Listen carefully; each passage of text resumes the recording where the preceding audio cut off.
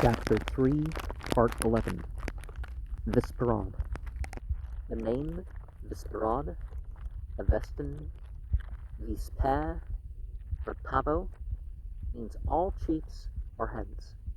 By this name, a collection of prayers composed of 23 chapters is understood. They are written in the usual Avesta language and bear a great resemblance as regards their contents to the first part of the latter Yasna, chapter 1 to 27. They refer to the same ceremony as does that part of the Yasna, viz. To the preparation of the sacred water and the consecration of certain offerings, such as the sacred bread, the twigs of Homa with a twig of the pomegranate tree, and the juice obtained from them called Patahoma, fruits, butter, hair, fresh milk, and flesh, which are carried round about the sacred fire, and after having been shown to it, are eaten by the priest, or by the man in whose favor the ceremony is performed. These offerings, which are nothing but a remnant of the ancient Aryan sacrifices, so carefully preserved to this day by the Brahmins, see the fourth essay, represent a meal given to all the heads, our chiefs, called Ratus, of both the visible and invisible world, who are all separately invoked. In the first chapter of the Yasna, there are a good many more enumerated than in the first chapter of the Visparad. In the Yasna, the enumeration of the heads begins with Ahura and the archangels, while in the Visparad, the invitation commences with the heads of the spiritual, Ma'in Yava, and terrestrial, the Adya world, the chiefs of all that is in the water, in the sky, born out of eggs, what is walking on its face, quadrupeds, and of water crabs. Chand and Hutch, who follow the species, Chandra, a Persian, Chandra, a crab, that crabs are creatures of Ahura is reported by Plutarch, see page 10. And the invitation formula is Nevayadayame Ankarayame. I invite and prepare for, I prepare a meal and invite to it with Nevayadayame. Compare the Naivedya of the Brahmins, i.e. the food given to what is considered to be gods. The Brahmins begin all their ceremonies with the words, Aham Karishya, I shall perform a ceremony. In this rough division of created living beings, of the good creation only, the whole animal kingdom is comprised. The primary type of each class is its respective Ratu or chief. After the chiefs of the animals, the 6 chiefs of the year are the 6 seasons, are enumerated, which are now called Gahanbars.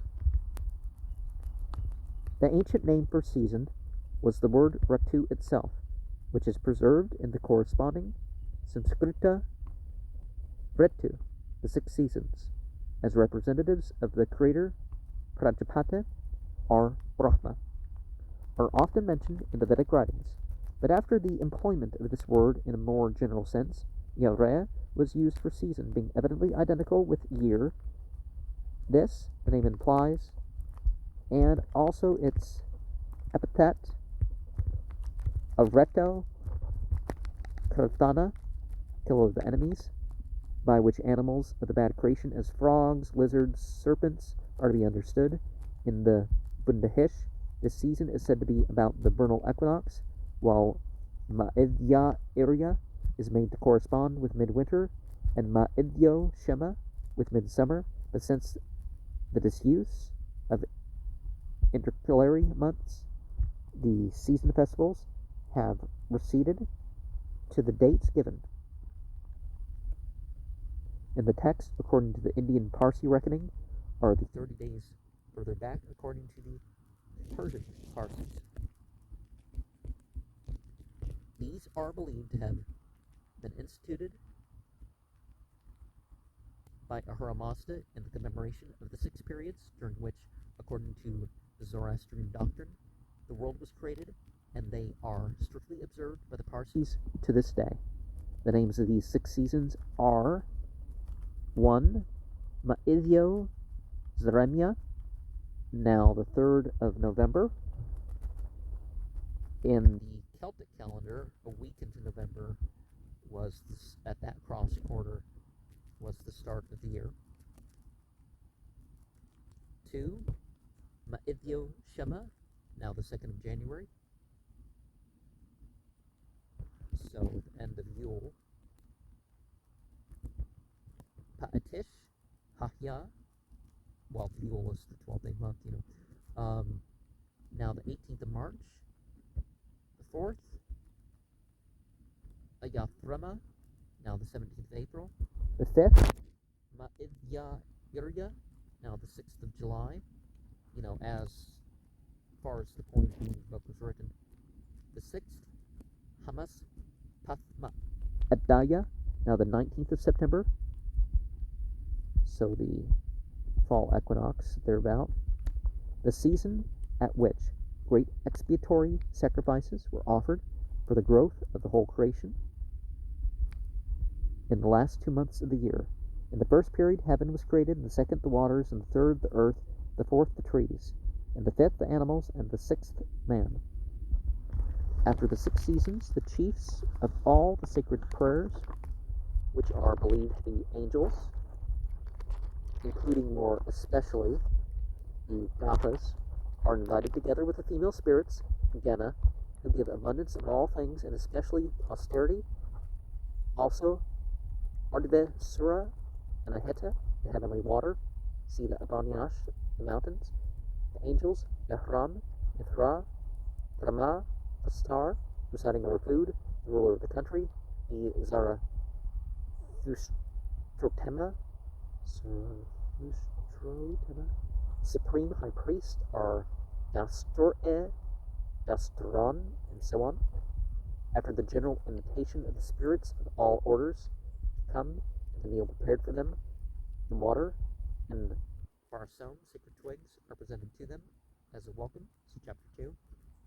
Several other invocations follow, see chapter 3. The chief priest, who superintends the whole ceremony, the Zaota, called Hota in the Vedas, orders his subordinate priest, Rathwe, now Raspe, Varyu in the Vedas, to summon the different orders of priests, the representatives of the 3 castes, priest, warriors, cultivators, the heads of houses, villages, towns, and districts, the ladies of the houses, other respectable women, and so on.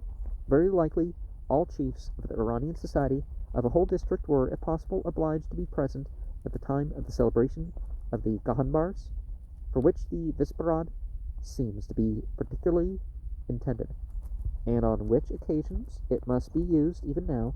This whole assembly then praises all good things, chapter 4, after which the chief priest, Zaota, says that he is the praiser and worshipper of Ahura Mazda and the archangels, and that he is worshiping them with words and ceremonies, chapter 4 and 6. Then the members of the congregation invoke several spirits as Sraosha, Mithra, and so on, see chapter 7.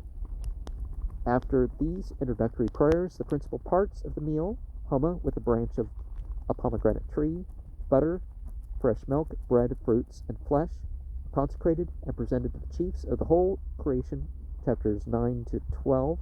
After the whole meal has been offered in a solemn way, the ritual concludes with a series of prayers and invocations, in which, however, nothing remarkable occurs. And it looks like part 12 is too big to probably finish today.